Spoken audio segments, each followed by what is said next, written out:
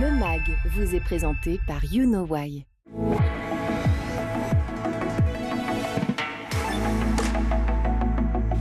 Bonjour à tous, je suis très heureux de vous retrouver pour ce nouveau MAG sur School TV. 30 minutes sur la scolarité et l'éducation de vos enfants, à chaque fois une thématique forte, une initiative sur le plan local et ou national, toujours avec Alix Nguyen. Salut Alix. Salut Patrice. Vous allez bien Charlie? Je vais très bien. Et vous-même? Magnifiquement bien. Allons-y, on va parler aujourd'hui d'une très belle ville. Voici le sommaire.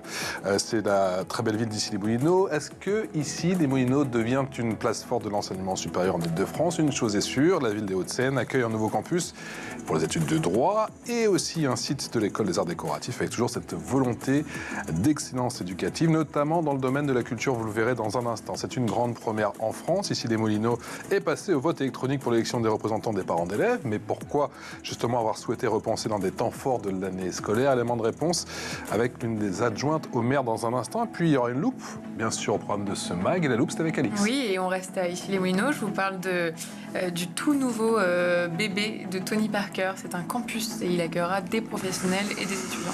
Ça va jouer la petite balle orange, la grosse balle orange même, du côté d'Issy-les-Moulineaux. On vous dit ça dans un instant. Bonjour Fabienne Liadze. Bonjour. Merci d'être avec nous. Merci d'avoir accepté notre invitation. Maire adjointe d'Issy-les-Moulineaux, déléguée à la culture, c'est pas fini, ressources humaines et quartier centre-ville. Issy-les-Moulineaux, alors moi je ne savais pas, est destiné à devenir une place forte de l'enseignement supérieur en Île-de-France? C'est une réflexion depuis de nombreuses années, et en tout cas mise en œuvre depuis plus particulièrement une dizaine d'années, renforcée encore en cette rentrée. Donc, vous êtes mis un peu la pression cette rentrée, là, c'est bien là. Plein d'inaugurations, plein de nouveaux sites. À commencer par celui donc le nouveau campus de la faculté de droit de l'Université catholique de Lille. C'est un partenariat fomenté depuis un certain nombre d'années? Alors, l'Université catholique de Lille est présente sur la ville depuis une dizaine d'années, mais est arrivée sur l'île Saint-Germain. Wow. Nouveau campus, architecte. Vaisseau spatial, là. Jean Nouvel, le vaisseau, on en est très fiers, vraiment. Ouais, magnifique. Et donc, effectivement, inauguré mercredi dernier, avec cette volonté de tisser aussi un lien avec le territoire. Et on aura l'occasion d'en reparler tout au long de l'émission, mais c'est vraiment un des enjeux. C'est pas simplement accueillir. C'est bien accueillir les étudiants, bien sûr, mais comment tisser ce lien avec le territoire aussi. Ça a commencé une dizaine d'années, l'aventure, et il y a un autre site dont on ne va pas dans un instant, mais vous savez combien d'élèves en enseignement supérieur aujourd'hui? Alors, 5000 élèves en cette rentrée. D'accord. 1000 à la Cato de Lille, particulièrement. Et donc, vraiment, ce lien, on a eu les journées du patrimoine au mois de septembre. Et on a accueilli des visiteurs, et particulièrement des voisins, qui se disaient qui arrive sur ce site. Voilà, il y a des étudiants, ils vont arriver, que va-t-il se passer? Ça se passe très bien. Et voilà, une volonté vraiment de développer l'éducation supérieure. Supérieure, donc déjà 5000 étudiants, effectivement. On rappelle ici les Moulineaux, j'allais dire Ismoul, parce que... Bon, là, malheureusement, les Moulineaux. J'allais dire les Moulineaux, voilà, madame l'adjointe, bien évidemment, mais c'est vrai que j'avais beaucoup d'amis qui habitaient là-bas quand je faisais mes jeunes études. Je raconte beaucoup ma vie en ce moment, je ne sais pas pourquoi. Et c'est vrai que mais non, mais j'ai découvert, c'est vrai, ici les Moulineaux, tout cet espace en haute altitude, c'est vrai, tu domines Paris, son musée, la carte à jouer. Merci. Merci pour cette dédicace spéciale. Le musée, la carte à jouer. Ah, tu vois, c'est ce que je m'étais dit il y a une vingtaine. C'est quoi, madame l'adjointe, le musée de la carte à jouer? Européen. Permettre de la carte à jouer, effectivement, avec cette identité autour de la carte à jouer, et des expositions très diverses et variées sur les tarots enluminés il y a 2 ans, mais les Pokémon l'année dernière. Donc voilà, un développement et un rayonnement, j'allais dire, local, plus national. qu'européen, quoi. C'est même national, limite mondial. International, on y est presque. Mais ça m'avait fait sourire à l'époque, et je sais que c'est un outil assez puissant. Effectivement, il y a toujours des très belles expos et des bonnes collaborations. Pour en revenir à l'enseignement supérieur, il y a donc, on l'a dit effectivement, ces études de droit avec l'Université catholique de Lille. Il y a aussi un nouveau site, le site de l'école des arts décoratifs, qui, j'imagine, participe à cette même logique? Exactement. Alors, inauguré le 30 septembre dernier. D'accord. Avec les premières années qui ont commencé là et donc qui seront basées sur le site d'Issy-les-Moulineaux. On est ravis de les accueillir aussi. Un point important, quand je disais c'est un projet qui date d'il y a quelques années, les échanges avec les Arts Déco datent de 2018. Échanges avec les Arts Déco, avec le ministère de la Culture et une arrivée en cette rentrée de 2024. Parce que c'est fait assez vite au final. J'imagine. Oui, alors ça c'est assez rapide, mais voilà, ça prend quand même du temps. Et pour les détracteurs qui disent « Ouh là là, les mandats, il faut les limiter dans le temps, etc. Ouais. » J'entends les arguments, mais pour le suivi, parfois c'est... Voilà, le temps est quand même long pour pouvoir accueillir et voir la mise en œuvre. D'accord. Et les arcades, étape clé vers les écoles supérieures d'art et design, c'est un outil, j'imagine, intéressant. C'est quoi? Que sont ces arcades, pour ceux qui ne connaissent pas? Les arcades, classe prépa publique, pour les préparations au concours des écoles d'art, les beaux-arts, les arts déco et autres, et j'en oublie évidemment. Design, ça, Les arcades ont été fondées en 2005, donc on fêtera les 20 ans l'année prochaine. Et classe prépa publique, on pourrait se dire après assez inhabituel, en tout cas pas obligé. Pas obligé, mais intéressant de la même manière quand on fait le lien avec le territoire. Quand les étudiants de la classe prépa ont des projets avec l'hôpital Corentin-Selton sur Issy-les-Moulineaux, avec le musée de la carte à jouer, avec des entreprises de la ville comme chez Orange pour travailler sur la signalétique d'une salle. Et donc c'est l'intérêt, en tout cas dans le bon sens du terme, d'une mise en lien. Et moi je vois en tout cas les objectifs d'une municipalité sur cette mise en lien, en tout cas en général, entre les différents secteurs, les différents... Mais du coup, la présence de ces arcades, justement, elles ont favoriser l'arrivée du site. C'était une suite logique, oui, du site des Arts Déco. Effectivement, dans la réflexion, à un moment donné, en échange avec les différentes écoles, quand on a appris que les Arts Déco recherchaient un espace, donc ils sont dans le 5e, rue Dume, ils sont toujours là-bas. Ils sont toujours là-bas. Ils sont toujours là-bas. Mais les échanges, effectivement, avec Emmanuel Tiblou depuis 2018 ont permis de pouvoir identifier un lieu à côté du lycée Ionesco, donc à Issy-les-Moulineaux, sur un territoire où c'était intéressant de pouvoir peut-être échanger avec cette classe prépa et toujours avec cet objectif des études et des écoles. Tout est en train de se concrétiser. Et l'importance d'intégrer les étudiants à la vie locale, vous l'avez dit, c'est essentiel. Pour les étudiants de la Cato, notamment, ça va passer par quoi ? Ça va passer par leur bien-être à eux. On fait le lien avec tout ce qui est sport, tout ce qui est culture, mais également des échanges avec différentes structures aussi pour aider de bénévolat, de partenariat, de liens avec les écoles entre elles aussi. On a parlé de la Cato de Lille, on a parlé de l'école des Arts Déco, mais voir aussi comment il peut y avoir des synergies. On a un espace sur Issy-les-Moulineaux qui s'appelle le NIDA et qui est un tiers-lieu, on va dire, ouvert et cette mise en lien que l'on fait en cette rentrée pour pouvoir... Pour que les étudiants puissent bénéficier en tout cas des espaces locaux, mais aussi pour que les lycéens et la ville puissent être au bénéfice de cette arrivée et de cet accueil des étudiants. Comment, plus largement, parce qu'on a beaucoup parlé du supérieur, effectivement, nous ce qui nous intéresse aussi c'est l'offre éducative pour les plus petits. D'ailleurs, vous avez quelques chiffres, des évaluations pour le CP, 6e? Alors, on a de très bons résultats pour cette rentrée sur les évaluations nationales, particulièrement pour les CP, les CE1, CM1 et 6e. C'est chouette, ça encourage la communauté éducative d'Issy-les-Moulineaux de pouvoir poursuivre dans cette manière d'approcher en tout cas la pédagogie. Si vous deviez décrire justement l'offre culturelle, parce que c'est vrai que c'est votre périmètre, pour justement les jeunes, très jeunes lycéens, justement, comment vous nous la décririez? C'est comme ça qu'on dit en français, oui, c'est ça. Décririez. Il y a des partenariats forts avec l'éducation nationale, avec les écoles maternelles, élémentaires particulièrement. On a parlé du musée de la carte. Oui, j'ai fait vous relancer dessus, mais je me dis bon. Mais autres, on a eu un événement sur un projet qui s'appelait Métamorphose pour expliquer comment la ville avait évolué à plus de 50% ces 30 dernières années. Les habitants d'Issy-les-Moulineaux qui sont là depuis longtemps je suis née à Issy-les-Moulineaux, donc j'en suis, savent et connaissent. Les habitants qui arrivent chaque année le savent un petit peu moins.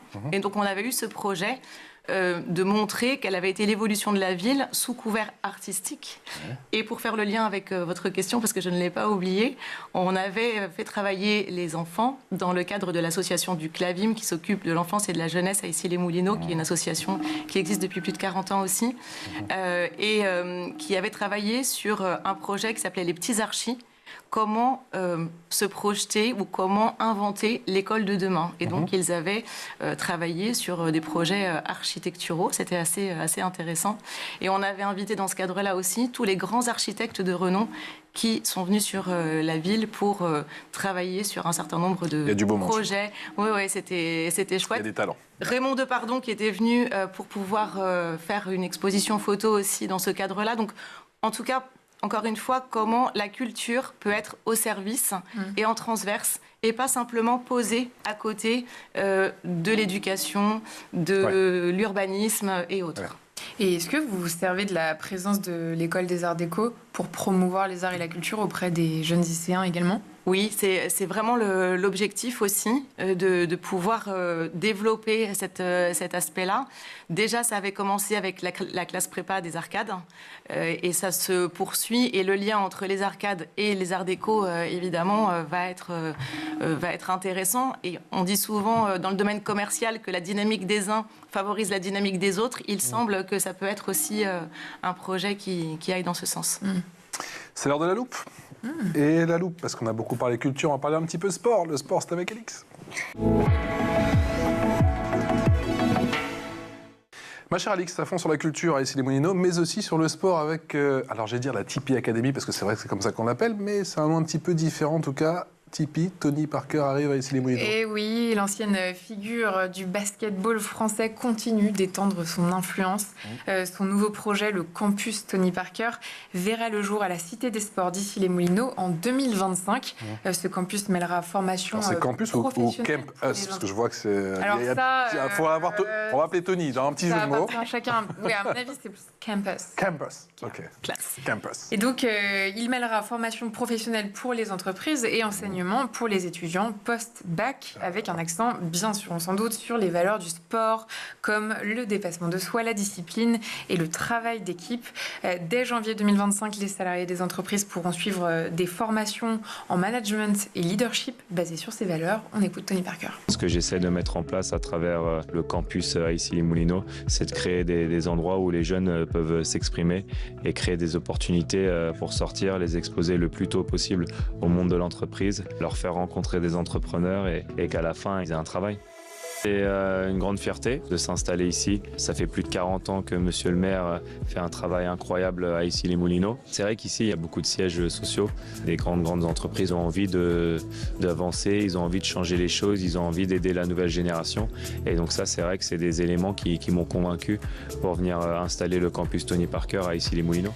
À partir de septembre, le campus accueillera des étudiants post-bac, donc pour des programmes alliant savoir-faire technique, compétences relationnelles comme la gestion des conflits et l'intelligence émotionnelle. En tout, 1500 à 4000 salariés et 350 à 500 étudiants sont attendus d'ici 2027. Fabienne Liat, le projet marque une étape importante pour la ville, j'imagine. Bien sûr, le maire a souvent l'habitude de dire quand on fait les choses, on les fait pas, ou si on les fait bien. Donc voilà, là on est dans cette étape-là, avec non seulement une marque entre guillemets autour de Tony Parker, mais aussi des valeurs et quelque chose à transmettre pour les lycéens, pour les étudiants d'Issy-les-Moulineaux et bien au-delà. Issy-les-Moulineaux a opté pour le vote électronique par Internet.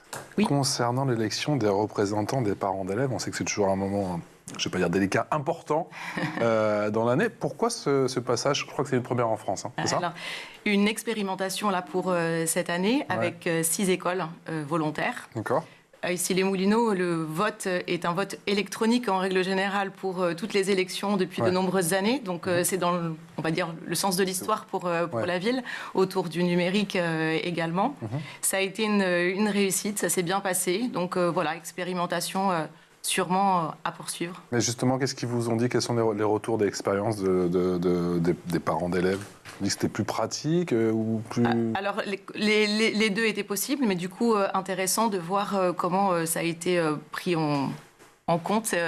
Et encore une fois, peut-être avec le fait qu'à Issy-les-Moulineaux, ils ont l'habitude déjà du vote électronique. Oui. C'était pas juste arriver un peu comme... Mais en termes de mise en place du dispositif, comment est-ce que vous êtes assuré que, et déjà, est-ce que vous l'avez fait, de vous assurer que chaque parent avait bien accès au GEDICODE, même ceux qui pourraient avoir des difficultés face aux nouvelles technologies? Alors, différentes étapes de communication, d'abord, pour ce projet-là, et puis ensuite d'accompagnement dans les écoles, mais aussi avec des kits, entre guillemets, pour essayer de voir comment permettre ce vote dans les meilleures conditions possibles. En tout cas, les résultats n'ont pas été... Il n'y a pas eu de difficulté particulière. Pas de difficulté particulière et pas de... C'est comme une lettre à la poste. Compris. Comme on dit.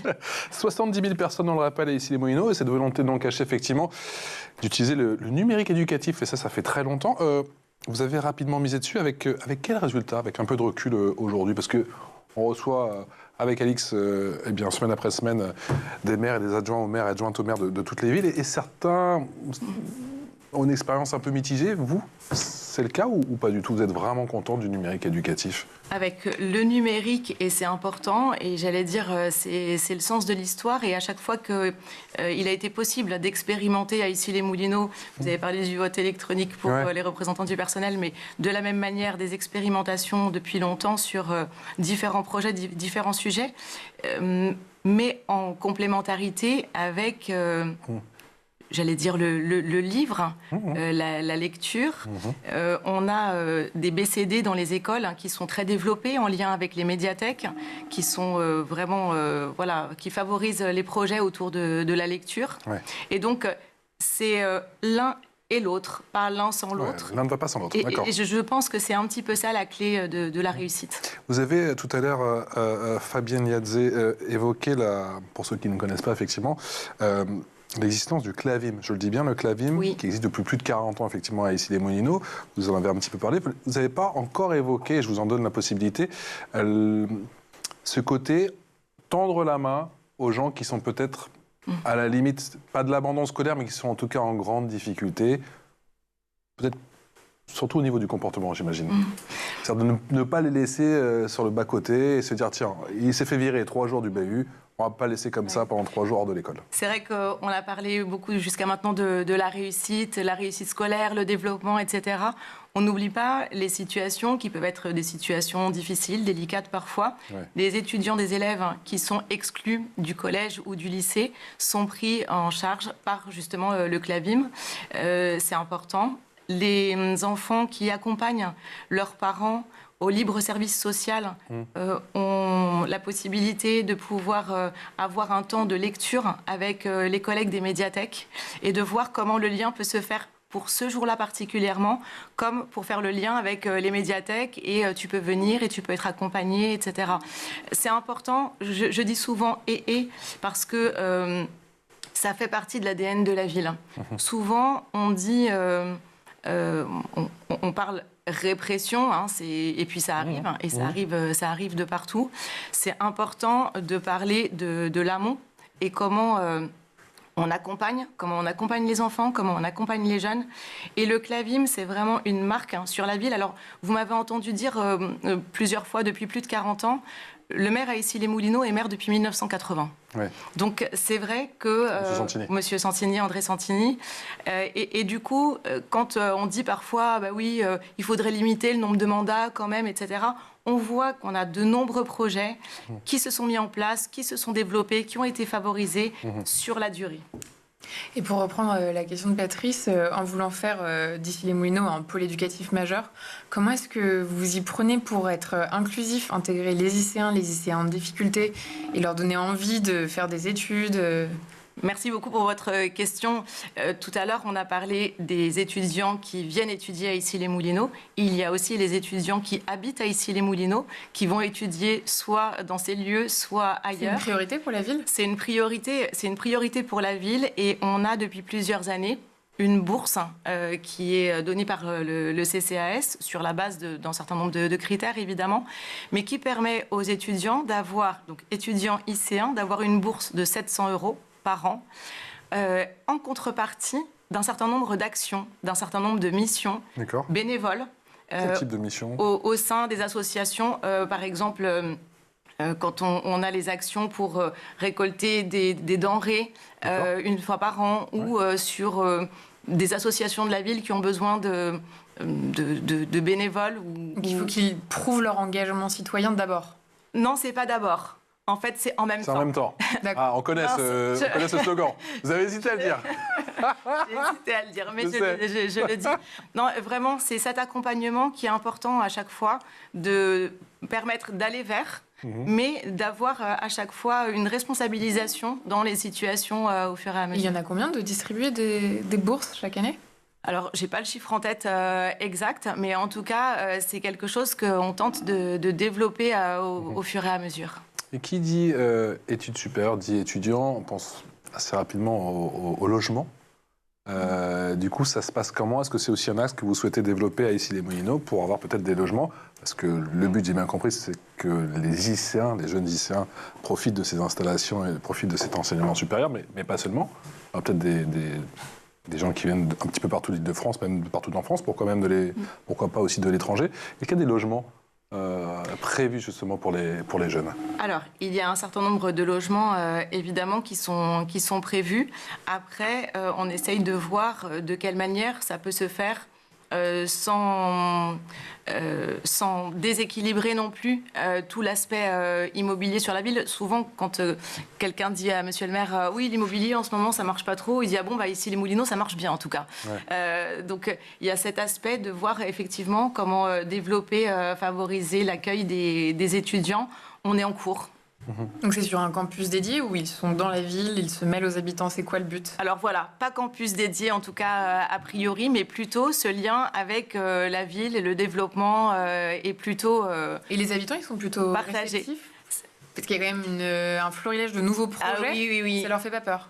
L'arrivée, par exemple, de la Cato de Lille sur l'île Saint-Germain, c'est vrai que les voisins, le voisinage se disaient oulala, 1000 étudiants qui vont arriver là au vaisseau de gens. C'était calme avant, oulala, oh. De fait, ça risque de changer la dynamique de la ville. Et alors, évidemment, ça l'a fait évoluer, mais de manière favorable. C'est-à-dire que là, quand on est allé voir les habitants, ils nous ont dit ils sont super, ils sont respectueux, ils arrivent avec leur vélo, leur trottinette, mais ils vont les garer là où c'est prévu. Après, ils les voient, ils vont dans le parc, ils viennent déjeuner, tout. Mais c'est ça qui est important. Et j'allais dire, toute cette valorisation du lien entre les uns, les autres, et comment nous, on peut favoriser le fait de mieux se connaître et du coup, de ne pas avoir peur de ce qu'on ne connaît pas, puisqu'on le connaît bien. Et est-ce que ça peut passer aussi par l'intervention de jeunes étudiants dans les collèges ou les lycées d'Issy-les-Moulineaux ? Oui, avec le projet de pouvoir développer l'accompagnement scolaire aussi. Du mentorat ? Exactement. Okay. Exactement. Donc ça fait partie effectivement du projet. Depuis le début de votre intervention, il a beaucoup été, je trouve, question de lecture, y compris justement pour ces jeunes parfois qui se font exclure quelques jours de leur établissement, pour leur tendre la main, les évaluer aussi, pour créer du lien. On ne le répète peut-être pas assez souvent, mais ce sont les villes qui ont aussi pour prérogative de s'occuper de la lecture. Est-ce que c'est votre périmètre et est-ce qu'il y a des choses que vous mettez précisément en place, ou peut-être pour évaluer le niveau de la lecture de tous vos élèves, parce qu'on sait que c'est un des sujets principaux en ce moment en France, malheureusement. En tout cas, dans les résultats que j'évoquais tout à l'heure, la lecture fait évidemment partie, avec le vocabulaire, avec la grammaire et un certain nombre de sujets. Je prendrai l'exemple des médiathèques à Issy-les-Moulineaux. On a 3 médiathèques sur Issy-les-Moulineaux et ça valorise cette idée de la ville du quart d'heure. Alors, à Issy-les-Moulineaux, ce serait plutôt 20 minutes. C'est-à-dire que chaque habitant d'Issy-les-Moulineaux habite à moins de 20 minutes à pied d'une des 3 médiathèques. D'accord. C'est important, c'est un petit peu ce concept-là, de se dire que, comment je peux être pas loin et comment les lieux peuvent être au service des lycéens aussi. Comment vous sentez les profs cette année ? Question piège. Comment vous sentez les profs cette année ? Alors, c'est pas évident. Je l'imagine, je le projette. Et à la fois, quand je parlais des résultats, quand je parlais des actions du Clavim, des médiathèques, des uns ou des autres, il y a cet engagement que je sens encore plus fort. Soudés, un encouragement aussi. Et puis, voilà, de ne pas lâcher. Ne pas lâcher. Concernant l'environnement scolaire, parce qu'on sait que c'est aussi très important, de se sentir bien dans son établissement pour mieux apprendre. Est-ce que vous faites en ce moment, comme beaucoup d'autres villes, des rénovations, des nouvelles constructions? Comment vous repensez les espaces justement pour apaiser ou pour optimiser le bien-être à l'école? Alors, chaque année, évidemment, avec je sais que c'est pas votre périmètre, je sais bien. Non. Chaque année, mais forcément, vous avez entendu parler. Des travaux d'été, évidemment, mais aussi avec tous les aspects de développement durable et les cours d'école qui ont pu être végétalisés. Merci beaucoup. Donc, ça fait partie du sujet, c'est important. Ce qui est important aussi, c'est que ça se passe sur Issy-les-Moulineaux. Pourquoi sur Issy-les-Moulineaux? Quand on a une école qui arrive à Issy-les-Moulineaux, quand on a... voilà, pourquoi Issy-les-Moulineaux? Et ce qui est important pour nous, c'est de faire connaître l'histoire de cette ville. D'accord. C'est que chacun puisse connaître... Je ne vais pas rappeler le musée de la carte à jouer, parce qu'on en a déjà parlé. Non, on finira avec, ne vous inquiétez pas. Mais... c'est quoi l'histoire de la ville d'Issy-les-Moulineaux au fur et à mesure?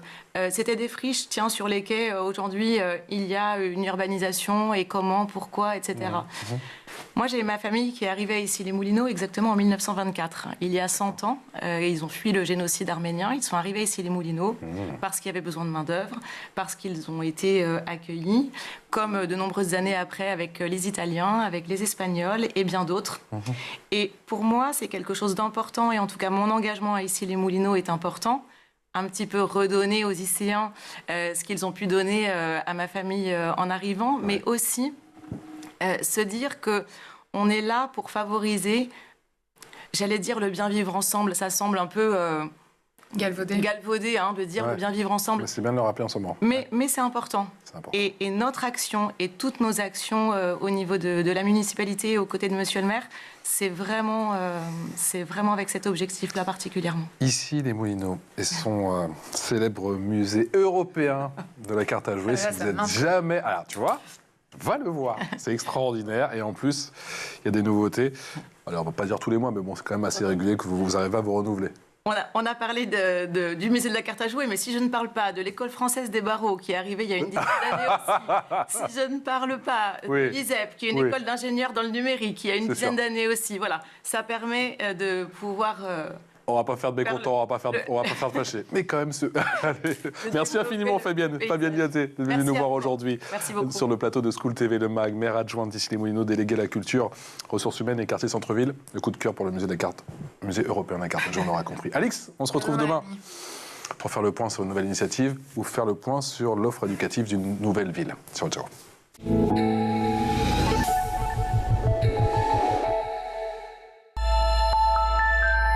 Le MAG vous a été présenté par